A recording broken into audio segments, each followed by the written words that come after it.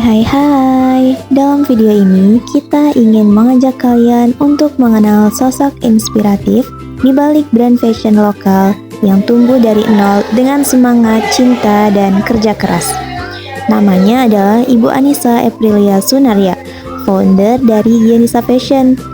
Ibu Anissa adalah alumni Universitas Pendidikan Indonesia Program Studi Sosiologi Angkatan Pertama tahun 2010. Ia lahir dan besar di Geger Kalong, Bandung, tempat yang kini juga menjadi pusat kegiatan bisnisnya. Sejak SMA hingga kuliah, Ibu Anissa dikenal aktif dan pekerja keras. Ia sering mengikuti program magang dan terbiasa mandiri. Dari kebiasaan itulah muncul tekad untuk tidak hanya menjadi pencari kerja, tetapi juga pencipta peluang.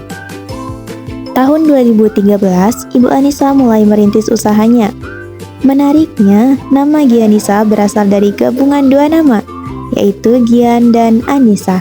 Gian adalah nama kekasihnya saat itu, yang kini adalah menjadi suaminya, sekaligus partner pertama dalam membangun bisnis ini.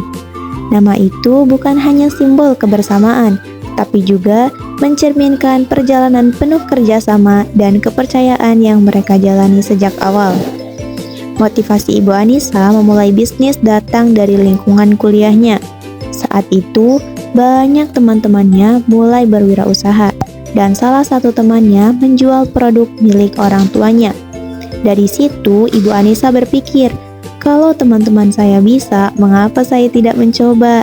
Dengan modal awal hanya Rp250.000, uang THR yang ia kumpulkan, Ibu Anissa membeli beberapa pakaian, memotretnya, dan menjualnya melalui BBM. Tidak disangka produknya laku, dan dari sanalah Gianisa Fashion mulai tumbuh sedikit demi sedikit. Perjalanan bisnisnya pun dinamis, dari seorang reseller menjadi distributor, lalu menyesuaikan diri dengan perkembangan zaman. Dulu berjualan lewat BBM, kemudian beralih ke Shopee, dan kini fokus pada penjualan yang lebih personal melalui chat, WhatsApp, dan DM Instagram. Bagi Ibu Anissa, kunci keberhasilan Gianisa terletak pada kedekatan dengan pelanggan. Itulah mengapa Gianisa memiliki kartu belanja pelanggan tetap sebagai bentuk perhatian agar customer merasa dihargai dan terus kembali. Seiring berjalannya waktu, tujuan Ibu Anissa pun berkembang. Kalau dulu niatnya hanya mencari penghasilan tambahan, kini harapannya jauh lebih besar. Ia ingin tumbuh bersama timnya, menciptakan lapangan kerja, dan membangun bisnis yang bermanfaat bagi banyak orang. Setiap brand punya keunggulannya masing-masing. Bagi Gianisa, kekuatannya ada pada konsistensi terhadap ciri khas produk dan branding yang kuat. Sejak awal berdiri, Gianisa selalu setia pada gaya yang sesuai dengan pasarnya. Dan tentu, siapa yang bisa lupa dengan tagline khasnya, yaitu Buy or Cry. Sebuah kalimat singkat yang menggoda, mudah diingat, dan tepat sasaran bagi target utamanya, yakni para wanita pecinta fashion. Namun tentu, perjalanan ini tidak selalu mudah. Ada masa-masa penjualan menurun, terutama saat mahasiswa libur. Ada masa juga ketika Ibu Anissa harus menyeimbangkan peran sebagai ibu dengan tanggung jawab bisnis. Namun, ia tetap bertahan dengan prinsip, jika ingin berhasil, harus konsisten dan jangan mudah menyerah. Kadang kita juga perlu punya sifat bodoh amat terhadap hal-hal yang bisa menjatuhkan semangat kita.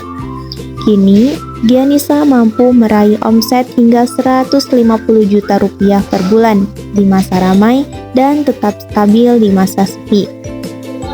Bagi Bu Anissa, angka itu bukan sekadar hasil, tetapi juga bukti bahwa kerja keras, kesabaran, dan adaptasi adalah kunci utama dalam berwirausaha.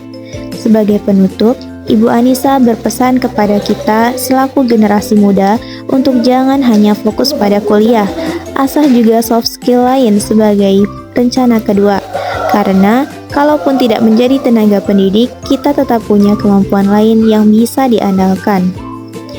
Dari Geger Kalong, Bandung, kisah Gianisa mengajarkan kita bahwa kesuksesan bukan hanya soal modal atau peluang, tetapi tentang keberanian untuk memulai, konsistensi untuk bertahan, dan cinta terhadap proses yang dijalani.